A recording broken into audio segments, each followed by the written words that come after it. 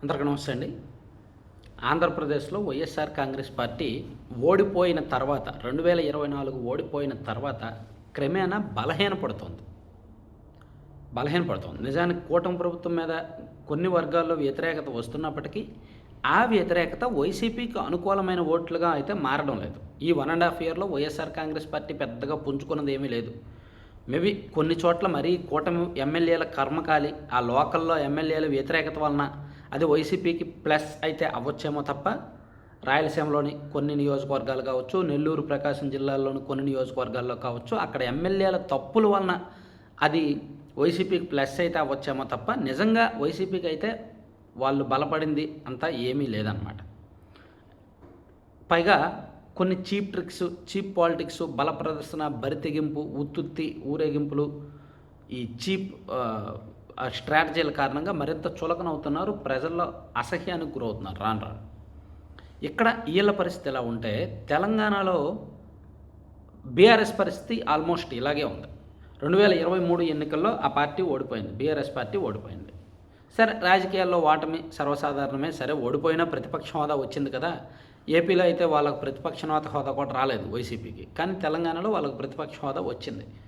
39 సీట్లు వచ్చాయి, పర్వాలేదు, బలమైన వాయిస్ వినిపించవచ్చు. కేసీఆర్ గారు, కేటీఆర్ గారు, హరీష్ రావు గారు లాంటి పెద్ద పెద్ద నాయకులు ఉన్నారు కాబట్టి అసెంబ్లీలో కాంగ్రెస్ని ఢీకొంటారు, పార్టీని మళ్ళీ లేపుతారనే నమ్మకం వచ్చింది 2023లో ఓడిపోయాక.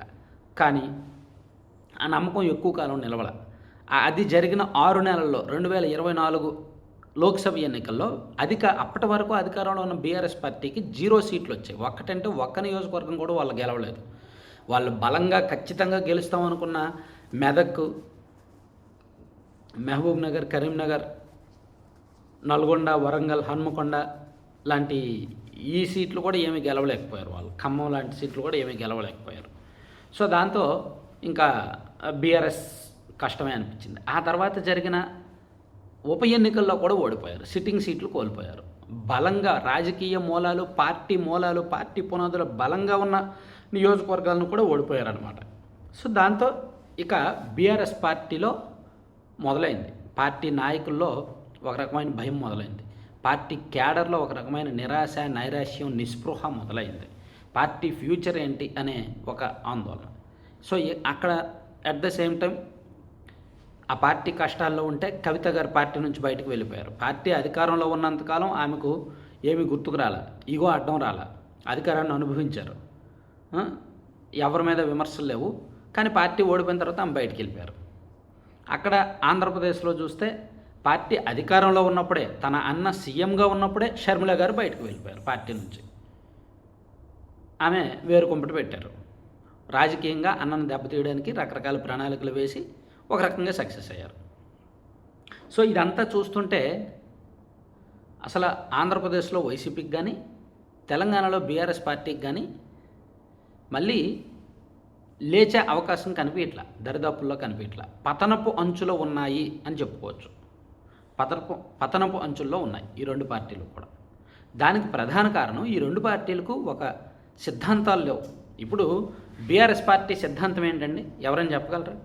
వాళ్ళ రాజకీయ పార్టీగా ఎప్పుడు ఆవిర్భవించారు? వాళ్ళ లక్ష్యం ఏంటి? తెలంగాణ ఏర్పాటు కదా.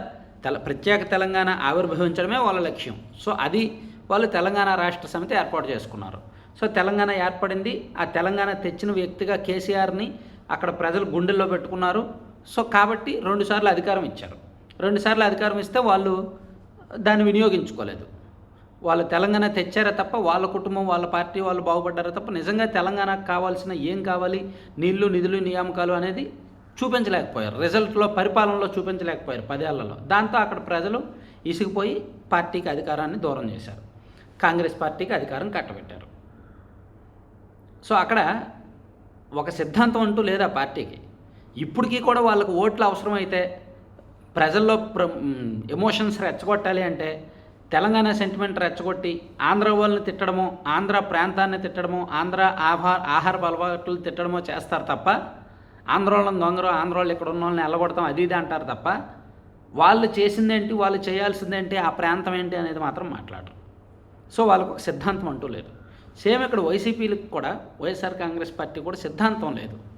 రాజశేఖర రెడ్డి గారి మరణం తర్వాత ఆయనకు వచ్చిన ఇబ్బందుల నేపథ్యంలో పార్టీ ఆవిర్భవించింది. పోనీ పార్టీ వచ్చిన తర్వాత ఆ సెంటిమెంట్స్, ఎమోషన్స్ నిలబెట్టారు. 2014లో 67 సీట్లు వచ్చాయి. 2019లో పూర్తిగా అధికారానికి కావాల్సిన సీట్ల కంటే బాగా ఎక్కువ వచ్చాయి. వచ్చిన తర్వాత ఏమైనా అప్పుడు ఉన్న ఎమోషన్ 2011, 2012లో పార్టీ జెండా పట్టుకొని జగన్మోహన్ రెడ్డి గారికి జై కొట్టిన నిజమైన కార్యకర్తలో ఉన్న ఎమోషన్, ఆ గుండె ధైర్యం ఇప్పుడు లేదు. అప్పుడు కార్యకర్తలు ఒరిజినల్ కార్యకర్తలు, నిజంగా జగన్మోహన్ రెడ్డి గారి అభిమానులు. ఇప్పుడు కార్యకర్తలు పెయిడ్ కార్యకర్తలు. ఇప్పుడు కార్యకర్తలు ఓన్లీ సోషల్ మీడియాలో పోస్టింగ్లకు పరిమితం. అప్పుడు వాళ్ళు మాత్రం అసలు ఆ ధైర్యమే వేరనమాట, ఆ పోరాటం వేరు. సో అటువంటి నిజమైన కార్యకర్తలను, నిజమైన కేడర్ను జగన్మోహన్ రెడ్డి గారు కోల్పోయారు. చేజేతుల ఆయన పరిపాలనలో జరిగిన తప్పులు, ఆయన ఆలోచనలు, సో ఆయన చుట్టూ ఉన్న బ్యాచ్ కారణంగా ఆయన పార్టీ స్ట్రక్చర్ను కోల్పోయారు. సో పార్టీకి ఏమి సిద్ధాంతాలు, విధానాల్లో ఇప్పటికీ కూడా పార్టీ మీటింగ్ పెడితే మన సిద్ధాంతాలు ఇవి, మన విధానాలు ఇవి, మనం ఇలా జనంలోకి వెళ్ళాలని ఏం చెప్పరు జగన్మోహన్ రెడ్డి గారు. ఏవో 4 మాటలు చెప్పి ప్రభుత్వాన్ని విమర్శించి వదిలేస్తారంతే. సో ఇక్కడ 2 పార్టీలకి కూడా చాలా రకాలుగా సిద్ధాంతాలు లేకుండా పార్టీని నడిపించడానికి, ముందుకు తీసుకువెళ్ళడానికి ఒక సరైన ప్రణాళిక లేకుండా వెళ్తున్నారు. కాకపోతే ఇద్దరికి కామన్ అభిమానులు కొంతమంది ఉన్నారు. 2 పార్టీలకి కామన్ అభిమానులు కొంతమంది ఉన్నారనమాట. వాళ్ళు మాత్రం అక్కడ ఏది 2029 నాటికి తెలంగాణలో బీఆర్ఎస్ పార్టీ అధికారంలోకి వచ్చేస్తుంది, ఆంధ్రప్రదేశ్లోనేమో జగన్ మళ్ళీ సీఎం అయిపోతారని రకరకాలు చెప్తున్నారనమాట. సో చూడాలి. నాకు తెలిసి అయితే కష్టమే విధానం ఏది. ఇప్పుడు ఉన్న ఈ విధానాలు అయితే మాత్రం ఆ 2 పార్టీలు ఉన్న ఇప్పుడున్న పరిస్థితుల్లో అయితే మాత్రం మళ్ళీ అధికారంలోకి రావడం దాదాపుగా కష్టమే. చాలా మారాలి, చాలా మార్చుకోవాలి కూడా. So thank you. కంటెంట్ చివరి వరకు చూసిన ప్రతి ఒక్కరికి కూడా ధన్యవాదాలు. కంటెంట్కి సంబంధం లేకుండా మీరు ఒకసారి స్క్రీన్ మీద ఒక యాడ్ చూస్తున్నారు కదా, laddupalem.com అని. సో ఈ యాడ్ ప్రత్యేకత ఏంటంటే వీళ్ళు దాదాపుగా ఒక 20 రకాలకు పైగా లడ్డూలు చేస్తారండి. నట్స్తోనూ, డ్రై ఫ్రూట్స్తోనూ, సీడ్స్తోనూ రకరకాలు చేస్తారు. మీరు ఒకసారి వీళ్ళ మెనూ చూడొచ్చు.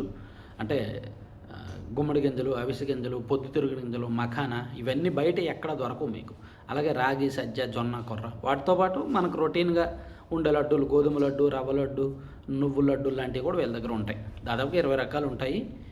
ప్లస్ వాటితో పాటు అంటే వీళ్ళు రైతులు సేంద్రియ ఉత్పత్తులు అంటే ఆర్గానిక్ ప్రోడక్ట్ ద్వారా చేస్తారనమాట. వాటితో పాటు వీళ్ళ దగ్గర కొన్ని పౌడర్స్ ఉంటాయి. ఏబీసీ పౌడర్ అంటే Apple beetroot carrot powder, Amla beetroot carrot powder, moringa powder, మునగాకు పొడి అండ్ జామాకు పొడి, మల్టిపుల్ హెల్త్ బెనిఫిట్స్ వీటి వలన. అలాగే ప్రోటీన్ పౌడర్ అని ఇలా భిన్నమైన పౌడర్స్ ఉంటాయి. సో వీటిల్లో మీకు ఏది బుక్ చేసుకున్నా సరే ఆఫర్స్ ఉంటాయి. అండ్ 2 తెలుగు రాష్ట్రాల్లో ఫ్రీ షిప్పింగ్. వీళ్ళ దగ్గర pickles, veg and non veg pickles ఉన్నాయి. అండ్ రకరకాల కారపొళ్ళు ఉన్నాయి. సో మీరు 2 తెలుగు రాష్ట్రాల్లో ఎక్కడి నుంచి బుక్ చేసుకున్నా సరే కంప్లీట్ ఫ్రీ డెలివరీ ఉంటుంది. Plus 10% offer. ఈ 10% ఆఫర్ అనేది not only for Telugu states, ఎవరు బుక్ చేసుకున్నా సరే ఆఫర్ వస్తుంది అనమాట. Thank you.